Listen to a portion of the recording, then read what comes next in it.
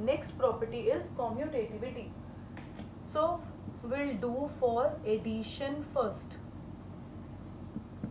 Commutativity means you can add numbers in any order. Like I'm taking one example, 2 plus 3. It is equal to 5. And if I'll interchange these numbers, first I'll write 3 and then I'll write 2. That is 3 plus 2. It is also equal to 5. So you can add numbers in any order. This is known as commutativity. Next is subtraction. I'll take two numbers. Let's say 7 minus 3 is equal to 4. Now if I'll interchange these numbers, I'll write 3 first and then 7. 3 minus 7 will be minus 4. तो 4 is not equal to minus 4. ये plus है, ये minus है. Therefore, whole numbers are not commutative under subtraction. That you cannot subtract numbers in any order. You can't interchange the numbers while subtracting. Next is multiplication. If I am multiplying two numbers, let's say 2 into 6, it is equals to 12. If I'll interchange these two numbers, 6 into 2, it is also equal to 12. It means you can multiply the numbers in any order. You can interchange the numbers in multiplication.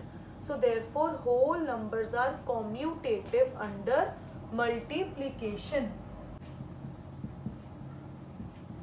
Next operation is division.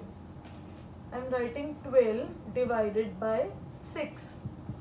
12 divided by 6 is 2. But if I interchange these numbers, 6 divided by 12, it will be equal to 1 upon 2. So 2 is not equal to 1 upon 2. Therefore, whole numbers are not commutative under division. You cannot interchange the numbers while dividing. Next property is associativity. First we'll do for addition. So associativity is used when you will add more than two numbers. Like I'm adding 2 plus 3 plus 5.